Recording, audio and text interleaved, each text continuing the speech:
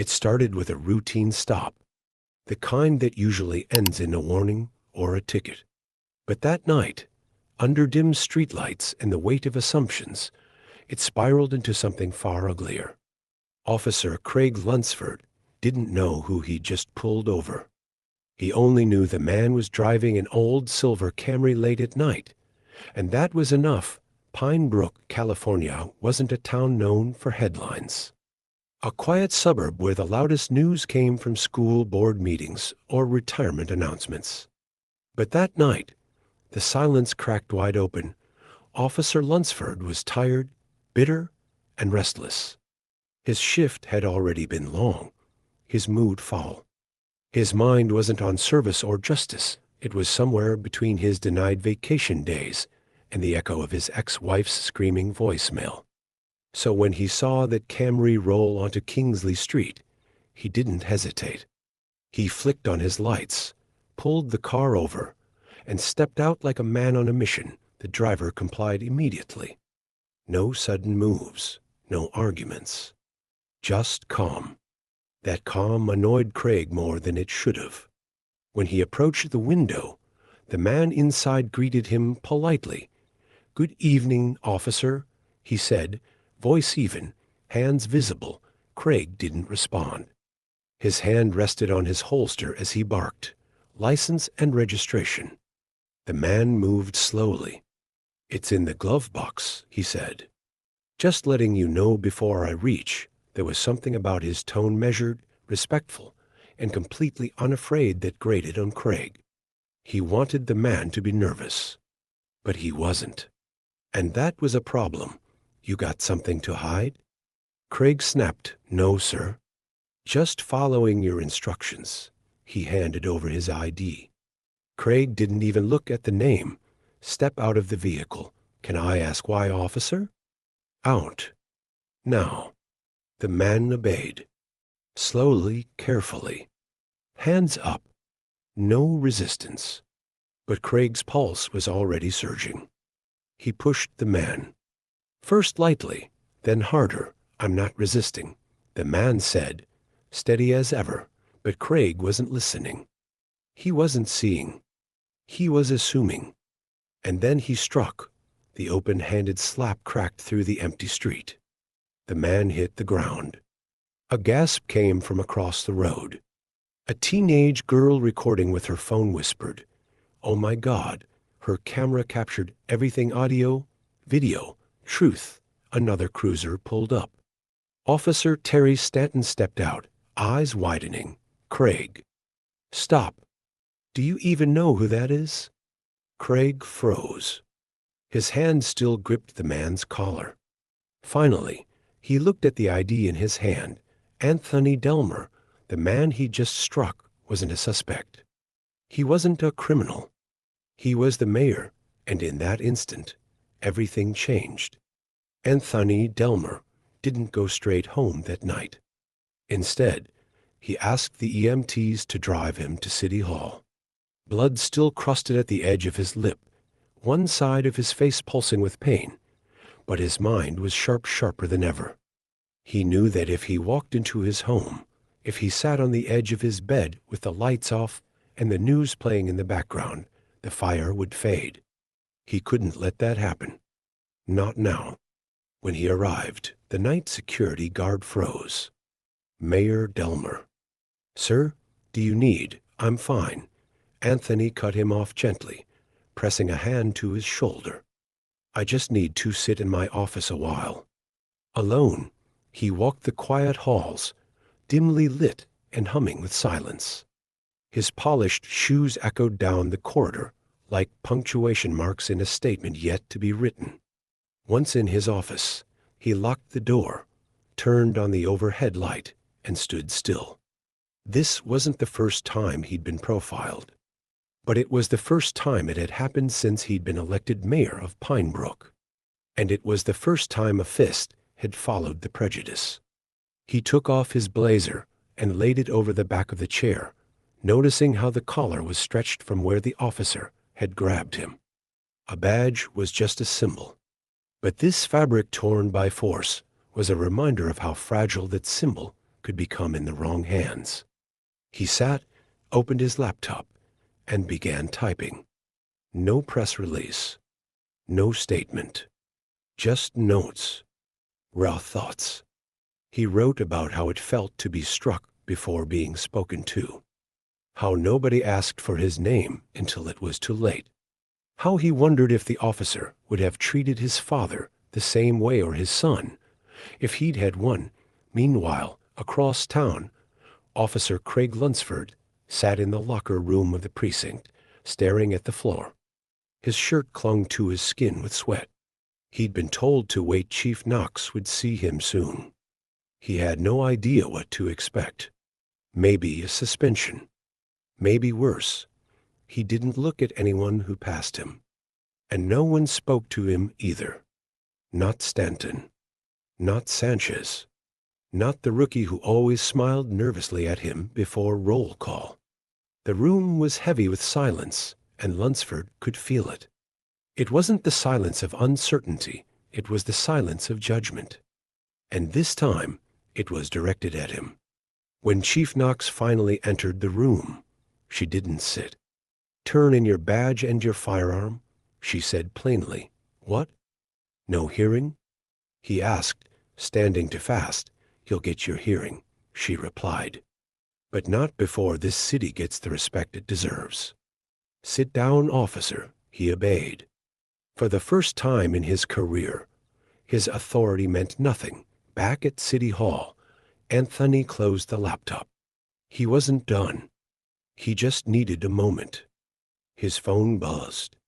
Messages from every major outlet. Calls from city council members. A voicemail from the governor's office, and still, he wasn't angry. He wasn't shaken. He was focused, because what had happened wasn't about one punch. It wasn't even about him, It was about every citizen in Pinebrook who'd been told they were something to be suspicious of. About every kid who didn't wear a tie, or drive a clean car, or live in the right zip code, and had to worry that any of those things could become a reason to get shoved, shouted at, or worse. He stood, straightened his sleeves, and looked out the window.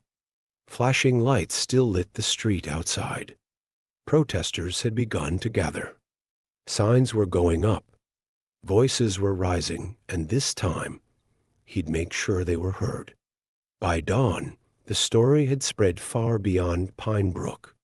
It hit state news before sunrise and national headlines by mid-morning. Mayor assaulted in traffic stop. Black mayor beaten by local cop.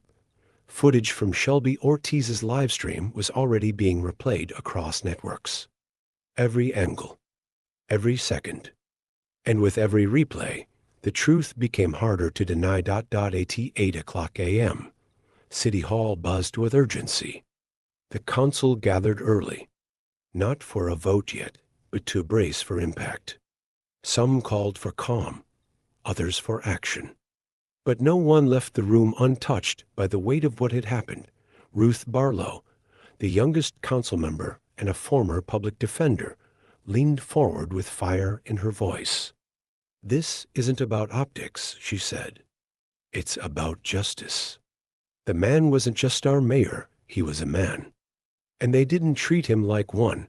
Councilman Larry Goodwin shifted uncomfortably in his seat. "But what happens if we move too fast? What about due process? Lunsford has rights." Barlow's stare was unflinching. "And so does Anthony. And every single person in this city who saw themselves in him last night, outside, the square in front of City Hall, filled fast. First a few dozen, then hundreds. Teens, parents, shopkeepers, teachers. No loudspeakers, no coordinators. Just citizens with cardboard signs and silent anger. Some signs said, "He hit the mayor." Others said simply, "Who's next?" Anthony Delmer hadn't yet appeared. But his absence wasn't silence, it was strategy. Inside his home, he read every statement from the police department, every article, every social post. not because he needed validation, but because he needed to be precise. His father, Ernest, sat across from him, mug of lukewarm coffee shaking slightly in his hand. "You sure you want to speak today?" he asked. "You've already said a lot just by standing tall." Anthony looked up. "If I don't speak now, they'll speak for me. And worse, they'll speak for everyone who doesn't have a podium. Double quotes. At 11:12 a.m. He stepped outside, wearing the same blazer he'd worn during the traffic stop, the one with the stretched collar. He approached the podium set on City Hall's steps. No teleprompter, no campaign banners, just a microphone and a city watching. "I know many of you came here angry," he began.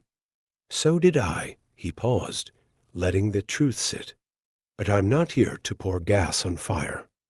I'm here because we can't keep pretending things like this are isolated. They're not. You know it. I know it. And now the whole world knows it."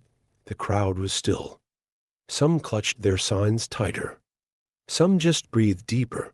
"What happened to me happens in quiet, on streets with no witnesses.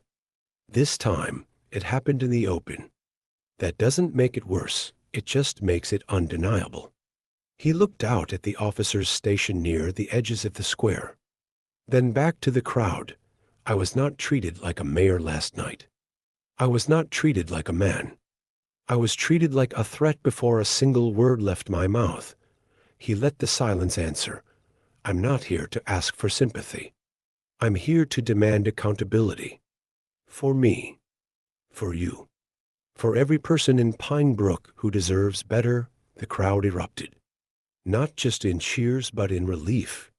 Someone had said what they were all thinking.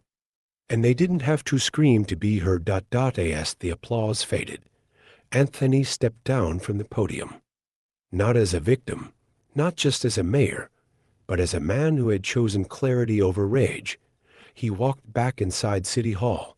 The doors closed behind him, but the movement had just begun. 2 days later, Anthony Delmer stood in a small, sunlit room on the second floor of City Hall, reviewing the final draft of Pinebrook's first independent police oversight plan. Beside him was Councilwoman Ruth Barlow, whose pen hovered over the signature line like it was made of fire. "Are you sure you want to include the part about reopening past complaints?" she asked. Anthony nodded. "If we don't, this means nothing." Across town, Officer Craig Lunsford sat in his dark kitchen, hands wrapped around a cold coffee mug. His badge was gone. So was his job. And now, with national news reporters camping out on his lawn, even his silence felt dangerous. A short official letter had been delivered that morning. Termination finalized. Permanent. Non-negotiable. He read it 3 times, then let it fall to the floor like it burned his hands. By noon, Pinebrook streets were alive with change. Flyers about the new Citizen Review Board were handed out at grocery stores. Teachers discussed the mayor's speech with students in homeroom. Churches and barbershops turned into spaces of dialogue, not gossip and the police department. Quiet. Hollow. Chief Marlene Knox moved through its halls like a ghost in her own building. She knew she wouldn't be chief for much longer. She'd already submitted her resignation effective after the first phase of reforms. It wasn't shame. It was responsibility. "We should have seen the signs," she said to Stanton in her office. "We looked away too many times." Stanton nodded, though the words tasted bitter. "You're still the only one who stood between Delmer and more damage that night. That's not enough," she replied. "Not anymore." Double quotes. At the heart of it all was Anthony. The man who didn't flinch, didn't yell, didn't crumble when struck. He didn't campaign for a movement, but one had found him anyway. At the next town meeting, the community came in droves. Folding chairs spilled into the hallway. Cameras lined the back wall. Anthony didn't speak first. Instead, He sat and listened, truly listened for nearly 2 hours. A retired teacher stood. You didn't just take the hit, Mayor Delmer. You gave us permission to speak. A young man from Jefferson High raised his hand. Will officers be trained differently now? Anthony nodded. Yes. And I'll be in the room with them when it begins. Near the end of the night, an elderly black man walked to the front and removed his veteran's cap. I fought for this country in 2 wars, he said. And I never thought I'd live to see a mayor take a punch and still stand taller than the man who threw it. Applause didn't just follow, it thundered. In the weeks that followed, the reforms took shape. Anonymous reporting lines opened.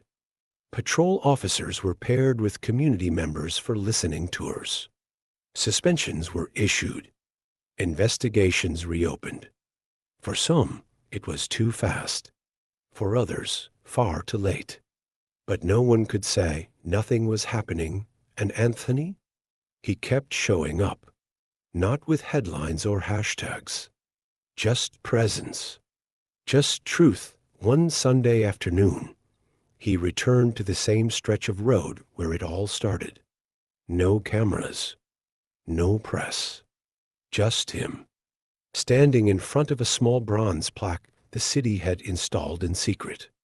Here, truth was forced into the light. May we never close our eyes again.